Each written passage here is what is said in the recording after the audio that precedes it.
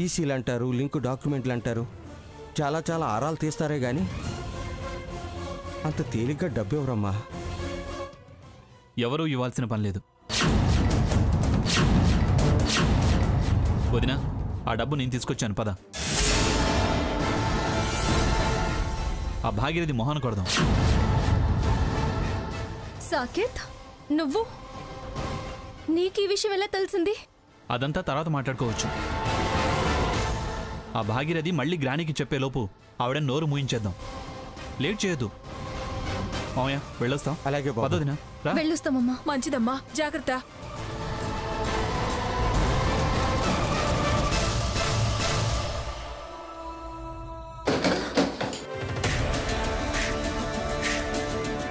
ఇదిగో మీ డబ్బు 15 లక్షలు.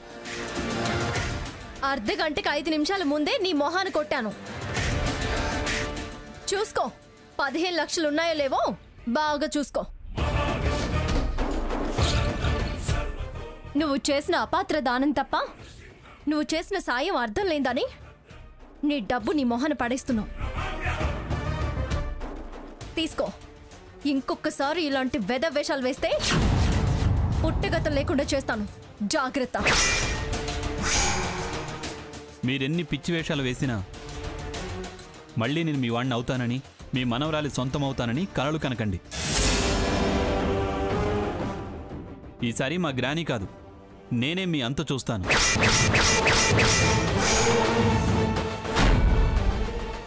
బతుకు లేకుండా చేస్తాను, జాగ్రత్త.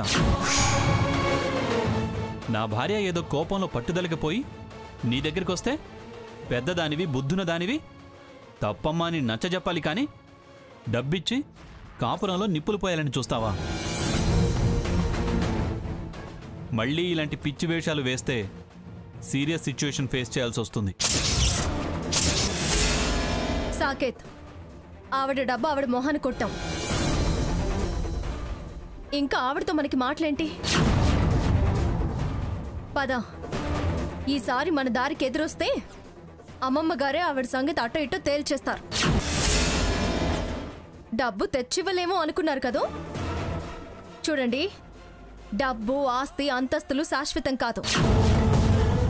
కాస్త మంచి అనిపించుకొని చావండి. నరకంలోనైనా అశాంతితో బ్రతకాల్సిన అవసరం ఉండదు.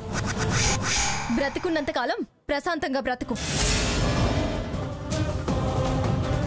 వయసు రావడం గొప్ప కాదు, బుద్ధి పెరగడం గొప్ప. పద సాకేత్.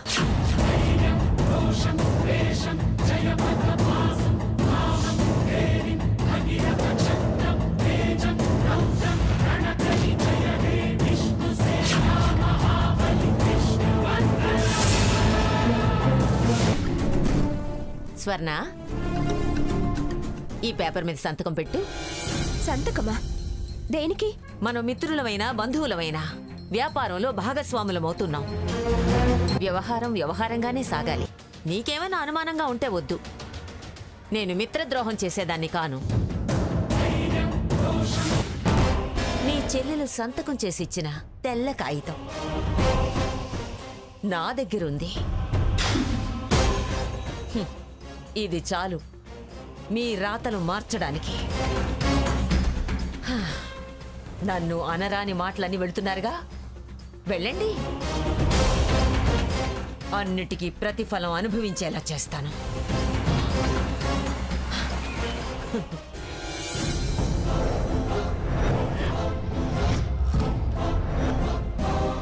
అక్క డబ్బు లేదని ఫోన్ చేసింది. ఇక్కడి నుంచి భాగీరథి అంత తేలుస్తానని చాలా ఫోర్స్ గా వెళ్ళింది. ఏమైందో అక్కడ, ఏం జరుగుతుందో? ఆ భాగీరథికి డబ్బు ఇవ్వకపోతే ఆవిడ నానా యాగి చేస్తుంది. అదెంత దూరం వెళ్తుందో, అమ్మమ్మ దీన్ని ఎంత పెద్ద పంచాయతీ చేస్తుందో. నా మూలంగా మళ్ళీ తప్పు జరిగిందని అది అక్క మీద వేసి పక్క తీస్తుందో ఏమో. అవును, ఆవిడ గారు ఒక్కలు మొత్తం ఎన్నో లెక్క పెట్టుకుందా? ఎన్ని పారేసిందో, ఎన్ని ఉన్నాయో గుర్తుంటుందా? 4 వక్కలు కలిపితే ఛ! పిచ్చి ఆలోచనలు. తప్పు చేసి మళ్ళీ మళ్ళీ తప్పు మీద తప్పు చేయాలని ఆలోచించడం ఏంటి? అసలు తప్పు జరగకుండా చూసుకోవాలి గాని. అయినా తప్పు జరగకుండా ఎంతకాలం?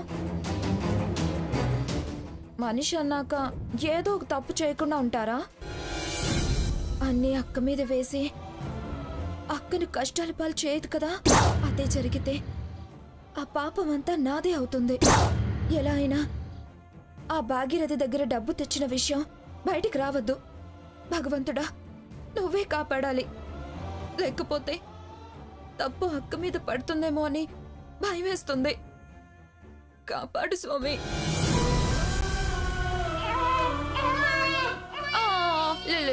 ఓ నన్న పాలు తాతావా?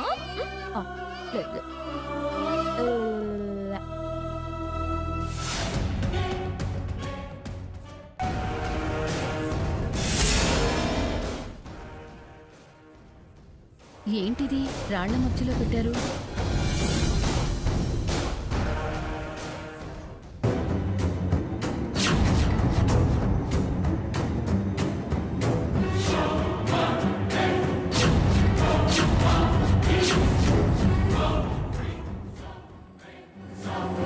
ఈ బస్తా ఏంటి? బరువుగా ఉంది. ఏముంది ఇందులో?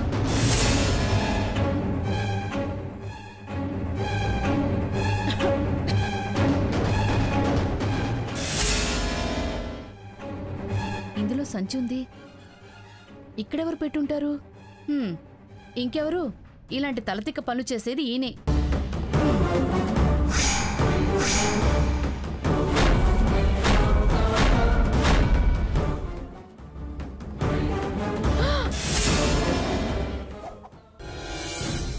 ఇంత డబ్బా ఈయనకెక్కడిది? ఖచ్చితంగా ఈ డబ్బు బావగారి ఇంటి దగ్గర నుంచి లేపేసి ఉంటాడు. దొంగ సచ్చినోడు. ఇది ఆ మంగమ్మ గారు స్వర్ణకిచ్చుంటుంది. ఏ నగో నట్రో పిల్లోడికి చేయించమనుంటారు. ఇది కనిపించక వాళ్ళు ఫోన్ చేస్తే ఏదేదో వాగాడు. వాళ్ళెంత అప్పనిందల పాలవుతున్నారు. ఇది తీసుకెళ్ళి ఈ డబ్బు మంగమ్మ గారికి అప్పచెప్పి వాళ్ళనేమీ అనుకుండా చూడాలి.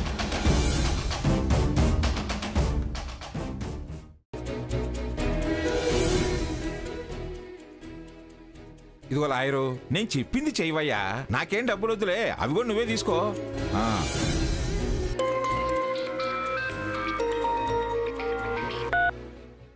హలో అమ్మా, నేను ఆడిటర్ విశ్వనాథాన్ని.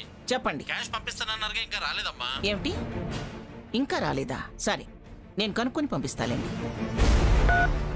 రఘురామ్, రే రఘురామ్. వస్తున్నానమ్మా.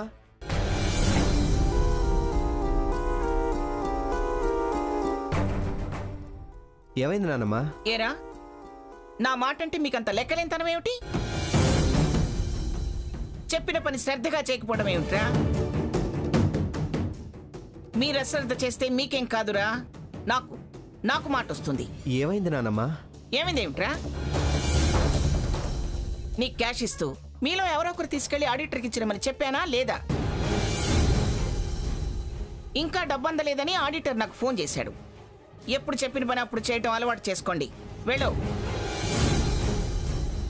వెంటనే ఆ డబ్బు తీసుకెళ్లి ఆడిటర్కి ఇచ్చిరా. నానమ్మా, ఆ డబ్బున్న బ్రీఫ్ కేస్ నా రూమ్లో లేదు. సాకేత్ ఏమైనా ఇవ్వడానికి వెళ్ళాడేమో. మరి ఆడిటర్ నాకు ఫోన్ చేశాడేమిటి? దారిలో ఉండుంటాడు. వాడింకా ఆడిటర్ దగ్గరికి వెళ్ళలేదేమో నానమ్మా. అంతే అయి ఉంటుంది. ఎంతైనా వాడు ఆఫీస్ విషయాల్లో చాలా అలర్ట్గా ఉంటాడు. ఏదైనా పోనీ పని విషయంలో చాలా కేర్ తీసుకుంటాడు.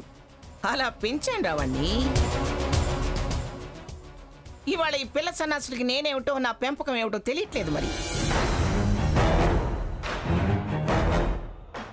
వీడేమిటి ఆడిటర్ దగ్గరికి వెళ్ళాడనుకుంటే ఇక్కడికి వస్తున్నాడు. ఏరా సాకేత్, ఎక్కడికి వెళ్ళొస్తున్నావు? గ్రానీ, అది ఆడిటర్కి డబ్బిచ్చిరండని ఇద్దరితోనూ చెప్పాను. ఆ పని చేశారు. రఘురామ్ గదిలో క్యాష్ ఉన్న సూట్ కేసు లేదన్నాడు. అది నువ్వు తీసుకెళ్ళావన్నాడు. అనుకున్నా. ఏదైతేనే నువ్వు ఆడిటర్ దగ్గరికి వెళ్ళలేదా? లేదు, అది నా పర్సనల్కి. నీ పర్సనల్కి 15 లక్షలు కావాల్సి వచ్చిందా? దేనికిరా? మళ్ళీ ఏ తప్పుడు అడుగు వేయట్లేదు కదా? తప్పటడుగులకి డబ్బు అవసరం లేదు, అడుగులు పడితే చాలు. 15 లక్షలు ఆడిటర్కి ఇవ్వాల్సింది. అమ్మమ్మ గారు, ఆ క్యాష్ ఆడిటర్కి ఇవ్వాల్సిందని తెలియక నేను నా అవసరానికి వాడుకున్నాను. ఏమిటేమిటి ఏమంటున్నావు? 15 లక్షలు నీ అవసరానికి వాడుకున్నావా? ఎవరిని అడిగావు? డబ్బు కనబడగానే వాడేయటమేనా? అంత స్వతంత్రం, అధికారం, హక్కు అన్నీ వచ్చేసాయా అప్పుడే? అయినా నీకు 15 లక్షల అవసరం ఏమొచ్చిందే? 15 లక్షలు నువ్వు తీసావా? This is too much Sita.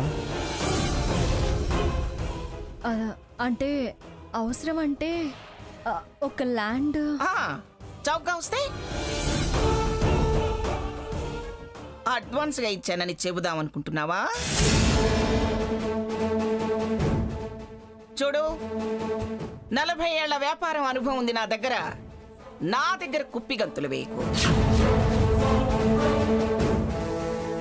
వాడేమో నా పర్సనల్ అని ఏదో చెప్పాడు, నువ్వు కవర్ చేస్తూ నా అవసరానికి వాడానని ఏదో చెప్పబోతున్నావు. పైగా ఏదో ల్యాండ్ అని బుకాయించి విషయం దాటేయాలనే ప్రయత్నం చేస్తున్నావు. సీత, నిజం చెప్పు, నానమ్మకి కోపం తెప్పించుకో. నువ్వు అబద్ధాలు ఆడడం ఎప్పటి నుంచి మొదలుపెట్టావు? చెప్పవే, ఇద్దరు కలిసి ఆ డబ్బుని ఏం చేశారో చెప్పండి.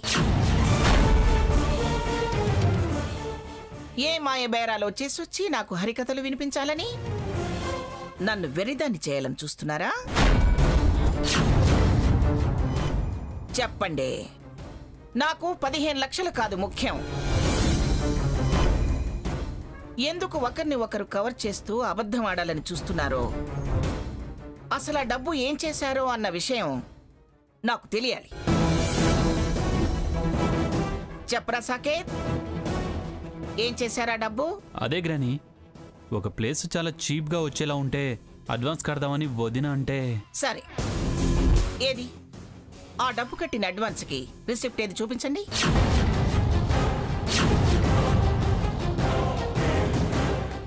చూపించరా? అది మెయిల్ పంపిస్తా అన్నారమ్మ గారు. నా చెవులకి తాటెకులు కట్టాలని చూస్తున్నారా మీరంతా? రేయ్, మాయ మాటలొద్దు.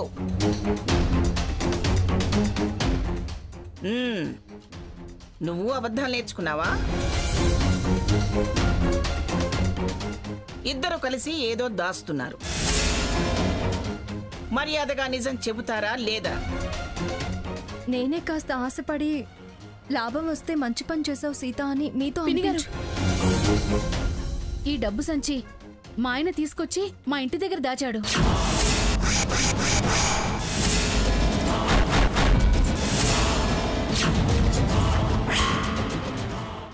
మర్యాదగా నిజం చెబుతారా లేదా? నేనే కాస్త ఆశపడి లాభం వస్తే మంచి పని చేసావు సీత అని మీతో పినిగారు, ఈ డబ్బు సంచి మా ఆయన తీసుకొచ్చి మా ఇంటి దగ్గర దాచాడు.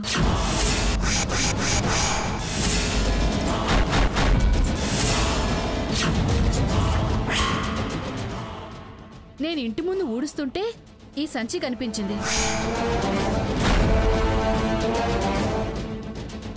ఆయన ఈ మధ్య చాటుమాటుగా ఫోన్లో డబ్బా నాకేం తెలీదు అనటం నేను విని, ఇంత డబ్బు తీసుకొచ్చాడేంటా అని ఇది మీ డబ్బే అనుకుని అనుమానం వచ్చి తీసుకొచ్చాను పినిగారు.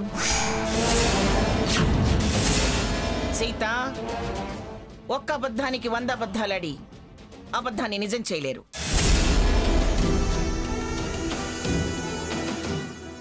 నాకిప్పుడు పూర్తిగా అర్థమైంది. ఇది స్వర్ణ తెచ్చిన డబ్బు.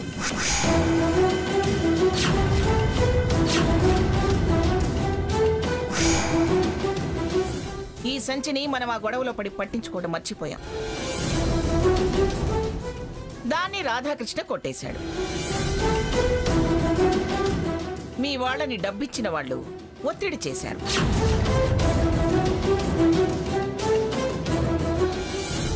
నువ్వు వాళ్ళని రక్షించడానికి సాకేత్ని సాగదీశావు. వాడు సరే అని ఆ డబ్బు ప్లేస్లో ఈ డబ్బుని అర్జెంటుగా అడ్జస్ట్ చేశాడు.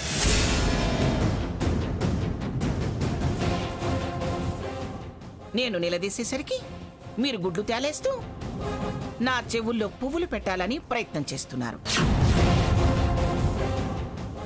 అంతేనా? ఏయ్ స్వర్ణ, చెప్పవే, ఈ డబ్బు ఎక్కడ తెచ్చావే నువ్వు? నీకు నీ బాబాయ్ ఇప్పించాడు, అవునా?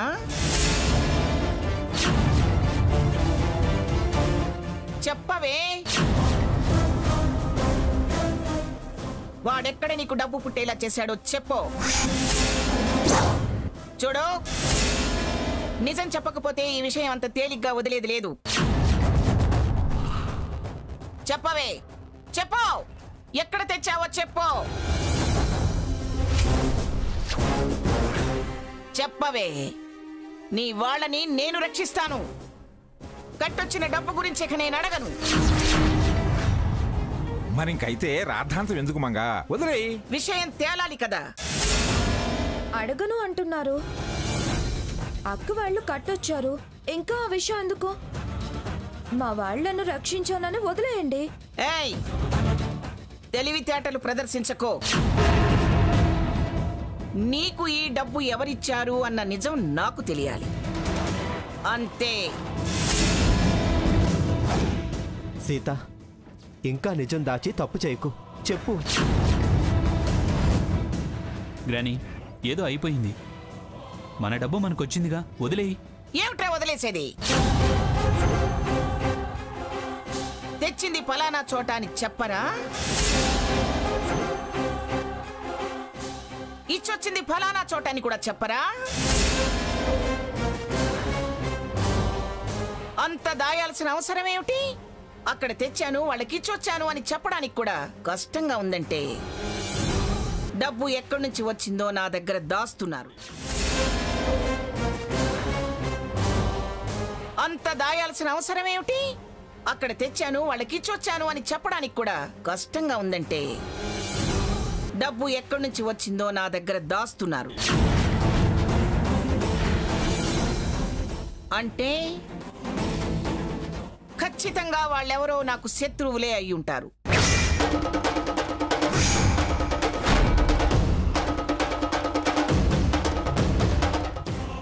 ఖచ్చితంగా అవతలి వాళ్ళు నాకు గిట్టని వాళ్ళు, నాకు శత్రువులే అయి ఉంటారు. నాకు శత్రువులుగా వ్యవహరించిన వాళ్ళ దగ్గర తను డబ్బు తెచ్చింది అంటే నా శత్రుత్వాన్ని అది స్నేహంగా మార్చుకుంది.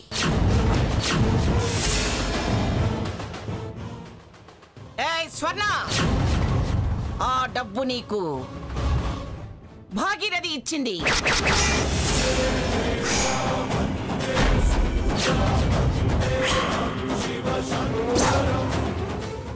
అవునా కాదా?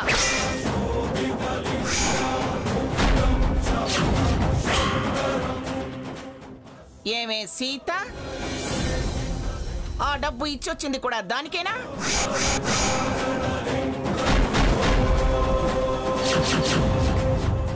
ఎరా సాకేత్, సమాధానం చెప్పు.